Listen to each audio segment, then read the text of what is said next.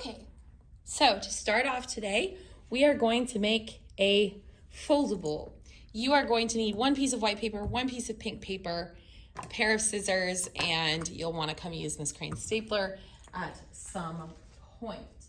What we're going to do is we're going to line up your pink and your white like that. You want about a fingertip of space between them. Try to make sure they're nice and straight. And then you're going to take this and you're going to fold over. And again, you want about a fingertip width. So we're going to end up with 4 tabs total. Okay, go ahead and crease that down really good. And then you want to put a staple here and a staple here so that it doesn't fall apart.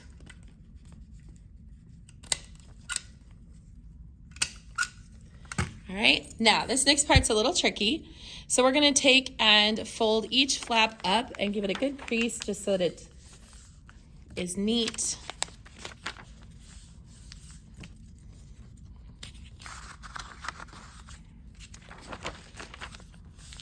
Perfect.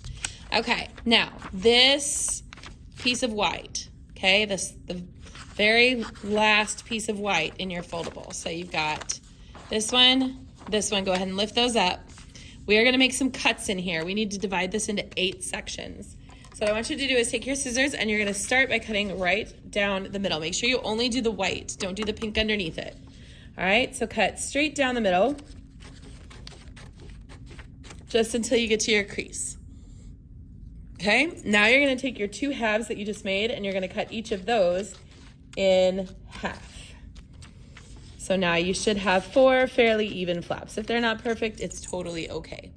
Now I'm gonna take each of these 4 flaps and I'm gonna cut them each in half.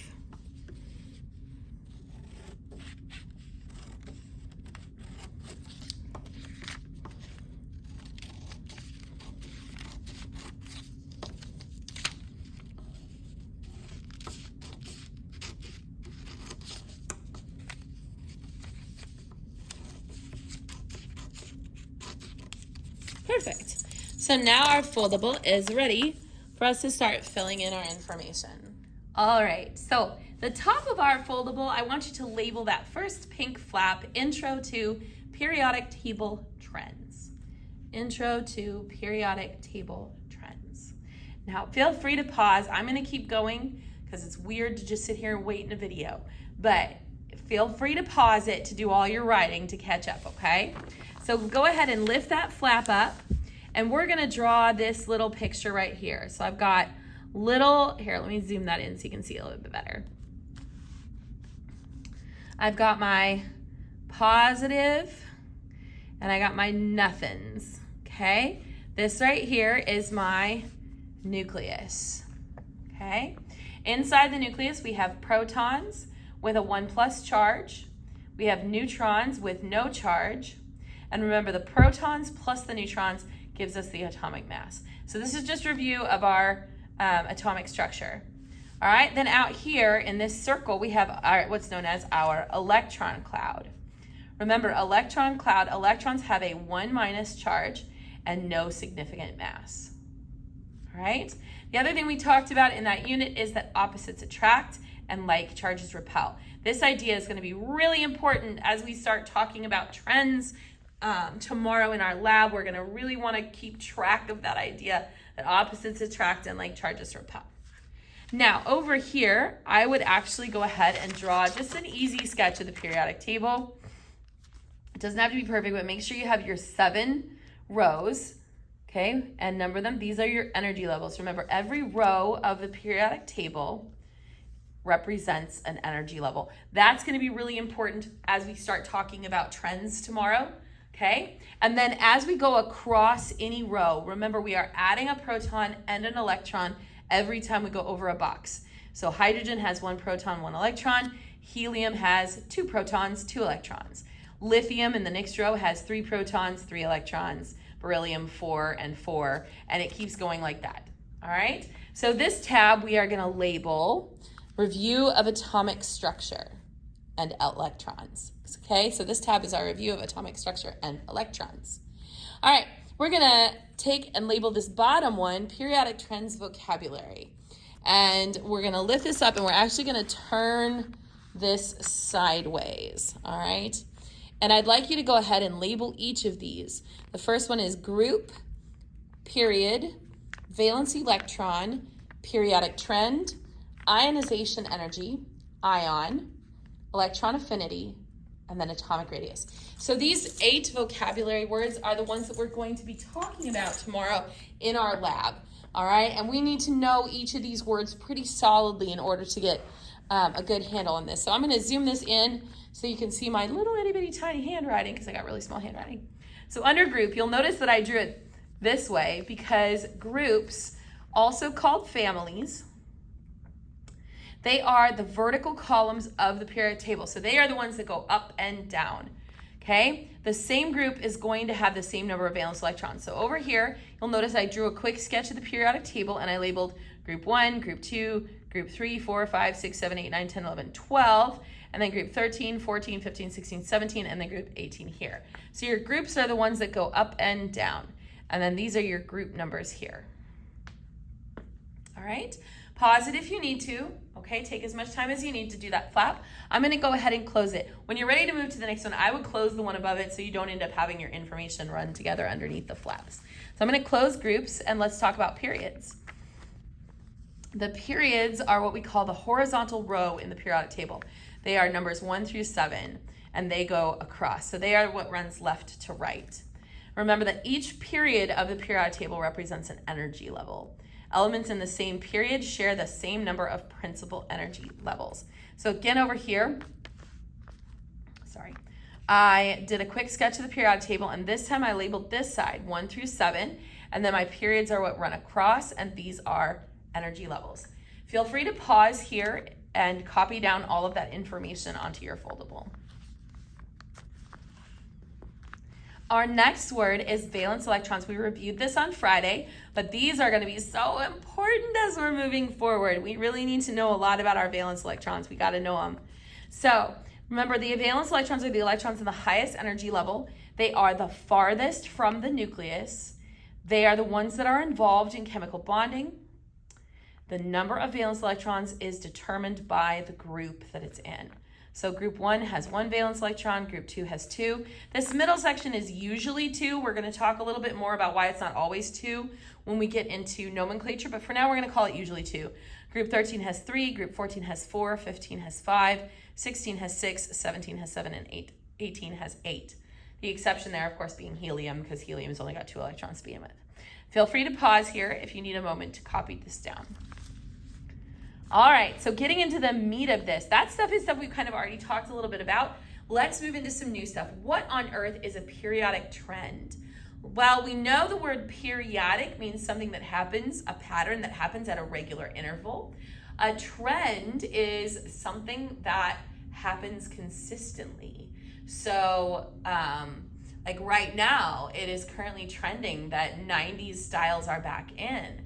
Okay, that's a current trend. So on our periodic table, we have a predictable pattern in the periodic table. So the periodic table in and of itself is a pattern, but within that pattern, there is more patterns, okay? There are patterns that either go down a group or across a period. Some periodic trends that we are gonna look at are atomic radius, ionization energy, and electron affinity. All right, there are others. We're also going to talk about electronegativity, but that won't be in our lab just yet.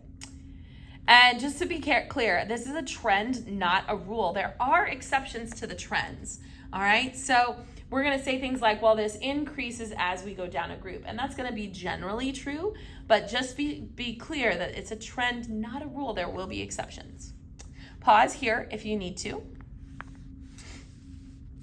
All right, so the first trend I want to talk to you about is ionization energy, okay? Ionization energy. So we're going to be investigating a question tomorrow. The question we're going to investigate is, how hard is it to remove an electron, okay? So let's take a look. Ionization energy is the amount of energy needed to remove an electron. Okay, in other words, this is how tightly an atom can hold on to its valence electrons. All right, why don't the valence electrons just fly off the atom? Well, something's holding them in, okay? And we're gonna talk about what's holding them in and why and how tomorrow in our lab. But for now, I want you to understand that if I'm gonna take an electron away from an atom, it's gonna require energy. It is always gonna require energy. If our ionization energy is low, the electrons are more likely to be lost. If our ionization energy is high, our electrons are less likely to be lost. In other words, if it's a low energy, it's a low cost to remove an electron, it's easier for that to happen, right? It's not very expensive, okay? But if I have a high ionization energy, that's going to be a really expensive electron to remove. It's going to cost a lot of energy to take that electron away. All right, so then ionization energy and ion kind of go together. What happens to our atom if it does lose an electron? Okay, what happens to an atom if it takes an electron from another atom? What's going on here? Okay, so an ion is an atom with an electrical charge, and that is due to either losing one or more electrons or gaining one or more electrons. So atoms are capable of losing electrons and they're capable of gaining electrons. And when they do that, it is called an ion, all right? Now, if we lose electrons, then we have more protons than we have electrons, because remember, we started with our protons and electrons being equal, but if we lose electrons, now we have more protons than we have electrons. This results in a positively charged cation, okay? Meow. Cations are positive, all right? And that is due to an atom losing one or more electrons. Now, they can also take electrons from other atoms, and that would result in our protons being less than the electrons. Remember, protons and electrons are normally equal in an atom, but if we add more electrons, we're going to end up with more electrons than we have protons, and that is going to be resulting in a negative ion called an anion. All right, and that's because an atom has gained one or more electrons. If you need to pause here to finish writing that down, please do. All right, our next one is called electron affinity. Affinity is a love of things, okay? So like, or a high ability of doing things. So if I said, so-and-so has an affinity for music, it means that they just have a natural ability to do well in music. All right, so a natural ability to do well with electrons is kind of the idea here. So let's take a look. This is the tendency of an atom to attract electrons. And usually what we mean is from other atoms. They certainly are attracting their own electrons. That's part of it. But really, when we look at electron affinity, we're looking more at how well they attract electrons off of another atom. Okay? And remember, this attraction is going to be due to the nucleus, because that's where our positive charge is. And remember what we said way back at the beginning, opposites attract. So those positive protons in the nucleus are going to be pulling in electrons. All right, so the more positive protons we have in our nucleus, the more we're going to be pulling in electrons, including from other atoms. Okay, pause here if you need to. Atomic radius. Now, if you are in a math class, you've probably talked about radius before. Radius, remember, is when you're looking at a circle, it's the distance from the center of the circle to the edge of the circle. And that is exactly what it is when we apply it to the atom. All right? So the atomic radius is the distance from the nucleus, which is the center, to the outermost edge of the electron cloud. So remember, our atom is basically a circle like this with a nucleus in the center. So our atomic radius is the distance from our nucleus to our edge. Now, remember, the electron cloud is kind of a hard thing to define because it's empty space that the electrons are flying around in. So the way that we measure this is we actually take two identical atoms that are bonded together, and we measure the distance between their nuclei and divide it by 2. And that's how we determine the atomic radius. All right, so that is our foldable, okay? I would like you to make sure that you glue this into your notebook on the page that I specified in the lesson page for today.